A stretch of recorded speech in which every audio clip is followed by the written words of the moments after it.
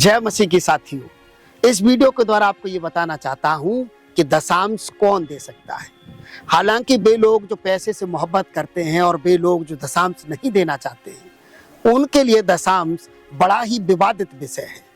पर मैं ये कहना चाहता हूँ इस वीडियो के द्वारा कि दशांश देने वालों के अंदर कुछ योग्यताएं होती हैं। दशांश हर व्यक्ति नहीं दे सकता है। दशांश वो व्यक्ति दे सकता है, पहला वो व्यक्ति जिसने अपना जीवन प्रभु को दिया हो, जिसने अपना जीवन प्रभु को अर्पण कर दिया हो, जिसने अपनी जिंदगी खुदा के हाथों में सौंप दी हो, वो व्यक्ति दशांश दे सकता है। क्योंकि जिंदगी से बढ़कर कुछ नहीं है। जो व्यक्ति अपना जीवन प्रभु को सौंप सकता है तो वो अपना दशांश भी दे सकता है। कई लोग ये सोचेंगे कि मैंने तो अपना जिंदगी फलाना फलाना तारीख फलाना सन में प्रभु के हाथों में सौंप दी, जब मैंने मन फिराया, जब मैंने बपतिस्मा ले लिया। पर मैं ये कहना चाहता हूं, यदि आपने अपनी जिंदगी प्रभु को दे दी तो आपने दशांश क्यों नहीं दिया? आपने परमेश्वर की बात क्यों नहीं मानी? इसका मतलब आपने अपनी जिंदगी पूरी रीति से परमेश्वर को नहीं सौंपी है। और वे लोग जो अपना जीवन प्रभु को अर्पण कर देते हैं, वे दशांश दे सकते हैं। दूसरे वो लोग दशांश दे सकते हैं जिनको खुदा से बेइंतहा मोहब्बत हो। वे लोग जो मोहब्बत करते हैं वे अपना दशांश दे सकते हैं। क्यों? क्योंकि मोहब्बत में तो लोग जान तक दे देते हैं। यीशु के 12 से 100 में से ज्यादातर ने, क्योंकि वे तो मसीहा के दीवाने थे और उन्होंने उस दीवानगी में मृत्यु को हंसते हंसते कबूल कर लिया था। ज्यादातर लोगों का मर्डर हो गया था और वे मौत से भागे नहीं थे। जिनको खुदा से मोहब्बत होती है वे लोग दशांश दे सकते हैं, क्योंकि मोहब्बत में लोग जान भी दे देते हैं। तो दशांश क्या चीज है? तीसरे वे लोग दशांश दे सकते हैं जो लोग खुदा से डरते हो, खुदा का भय मानते हो। क्योंकि भय मानने वाले ही आज्ञा मानते हैं, क्योंकि उनके मन में डर होता है। और इसका मतलब वे लोग जो दशांश नहीं दे रहे हैं उनको ना तो खुदा से मोहब्बत है, ना वे खुदा से डरते हैं, और ना ही उन्होंने अपना जीवन प्रभु को सौंपा है। इसलिए मैं ये कह रहा हूं कि दशांश ये 3 प्रकार के लोग तो कतई नहीं दे सकते। और मैं आपको इंकरेज करना चाहता हूं कि आप दशांश नहीं देते हैं तो देना शुरू करिए।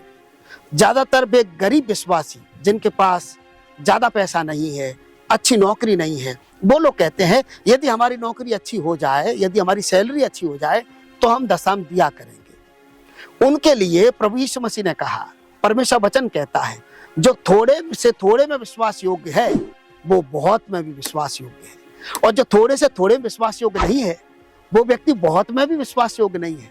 प्रभु कह रहे हैं, परमेश्वर का वचन कह रहा है, वो व्यक्ति दशांश दे सकता है जो थोड़े में दशांश दे सकता है। यदि आपकी इनकम 1000 रुपये है और आप 100 रुपये इस समय नहीं दे पा रहे हैं, आपकी इनकम 1 लाख हो गई, तो आप 10,000 कैसे देंगे? और इसीलिए कितने ही विश्वासी हैं जिनकी जिंदगी बदल नहीं रही है, जिनके जीवन में बड़ी आशीष नहीं आ रही है, वे कुछ अचीव नहीं कर पा रहे हैं, क्योंकि परमेश्वर ने उनको थोड़े में परख लिया है। वे थोड़े में विश्वास योग्य नहीं है, इसीलिए परमेश्वर उनको बहुत नहीं दे रहा है। आप चाहते हैं बहुत पाना, ज्यादा पाना, तो आप दशांश देना शुरू करें। कई एक लोग ये सोचते हैं कि नहीं, नए नियम में तो दशांश के लिए कहीं लिखा ही नहीं है। पर यीशु मसीह ने अपने समय में जब वो शरीर में थे, उस समय के धर्मगुरुओं से कहा था कि तुम जीरे का, सौंफ का दशांश ले लेते हो पर ऊंट को निगल जाते हो। तुम्हें चाहिए था कि तुम ये भी करते रहते और उसे भी नहीं छोड़ते। यीशु वहां कहते हैं, तुमने अपनी इच्छा वाली बातें, तुमने अपने लाभ वाली बातें तो खूब सिखाई हैं, पर जीवन से संबंधित बातें आपने नहीं सिखाई है। आपको चाहिए था कि आप परमेश्वर वचन का ज्ञान उन्हें सिखाते और आप दशांश भी लेते रहते और शिक्षा भी देते रहते। यीशु ने नए नियम में कतई नहीं कहा है कि आप दशांश नहीं दे सकते हैं। यीशु ने कहा कि दशांश लेते रहते, धर्मगुरुओं से साफ शब्दों में कहा लेते रहते, मना नहीं किया दशांश देने के लिए नए नियम में। अच्छा, तो कुछ लोग ये कहते हैं, तो फिर पौलुस क्यों कहता है कुरिन्थियों 9 अध्याय में, वो कहता है कि जो लोग हर्ष से देते हैं परमेश्वर उनसे प्रसन्न होता है, उनसे मोहब्बत करता है। जो लोग खुशी से देते हैं, जितना देते हैं, तो ये तो इच्छा में हो गया, ना तो कुड़कुड़ा के और ना दबाव से। ना कुड़कुड़ा के दो, ना दबाव से दो, क्योंकि हर्ष से देने वालों से परमेश्वर प्रसन्न रहता है। तो लोग समझते हैं कि मेरा हर्ष तो यही है कि मैं 5 रुपये ऑफरिंग में डालूं। पर कल्पना करिए, यदि आप हर्ष से भरे हुए हैं, बहुत आनंदित हैं, तब क्या आप 1-2 रुपये दान देते हैं? जब हम आनंदित होते हैं तो ज्यादा देते हैं। हम परमेश्वर के वचन का महत्व, मीनिंग समझ नहीं पाते हैं, या फिर उसे अपने लाभ के लिए इस्तेमाल कर लेते हैं। वहां लिखा कि जो लोग हर्ष से देते हैं और जिनके अंदर हर्ष होता है, उत्साह होता है, वो लोग ज्यादा देते हैं, वो कुछ ज्यादा कर गुजरते हैं, क्योंकि उनके अंदर दूसरों से ज्यादा उत्साह होता है। इसलिए आप अपने अंदर परमेश्वर के लिए उत्साह लेकर के आइए और ज्यादा दीजिए, क्योंकि जो जितना बोता है वो उतना काटता है, वचन यही कह रहा है। इसलिए अब बोना शुरू करिए। काटने का मौका मेरा और आपको खुदा मुझे आपको देगा, प्रभु यीशु मसीह के नाम से। दशम देने वालों को मलाकी 3 अध्याय 10 आयत से आगे तक आप पढ़ेंगे तो वहां लिखा है सारे दशांश परमेश्वर भंडार में ले आओ, ताकि उसमें भोजन वस्तु की घटी ना रहे।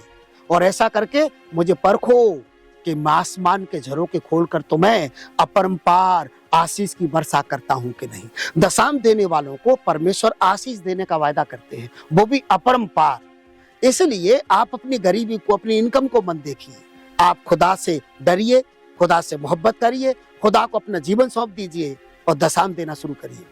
आप आशीषित हो जाएंगे और जरूर परमेश्वर आसमानी झरोखे खोलकर आपको मुझको आशीष देंगे। मैं आपको इंकरेज करना चाहता हूँ, आप खुदा से बेइंतहा मोहब्बत करें, परमेश्वर आपके द्वारा काम करेंगे। 12 चेलों ने खुदा से मोहब्बत की और वे मृत्यु से भी नहीं डरे, उन्होंने दुनिया को बदल दिया था। प्रभु आपके और मेरे द्वारा दुनिया को बदलना चाहते हैं, पर उन्हीं के द्वारा बदलेगी जो लोग खुदा से मोहब्बत करते हैं। और जो मोहब्बत करते हैं वो जान भी दे सकते हैं, दशांश भी दे सकते हैं। इसलिए आज से आप अपनी इनकम का 10वां हिस्सा प्रभु की सेवकाई के लिए निकालना शुरू करिए, प्रभु आपको आशीष देंगे। यदि अब तक आपने मेरी वीडियो को लाइक नहीं किया है तो हमें इंकरेज करने के लिए वीडियो को लाइक कर सकते हैं। हमारे चैनल पर पहली बार है तो हमें उत्साहित करें, हमें सपोर्ट करें। आप हमारे चैनल को सब्सक्राइब कर लें, बेल आइकन जरूर दबाएं, ताकि आने वाले संदेश की नोटिफिकेशन आपके मोबाइल पर आपको मिलती रहे। God bless you.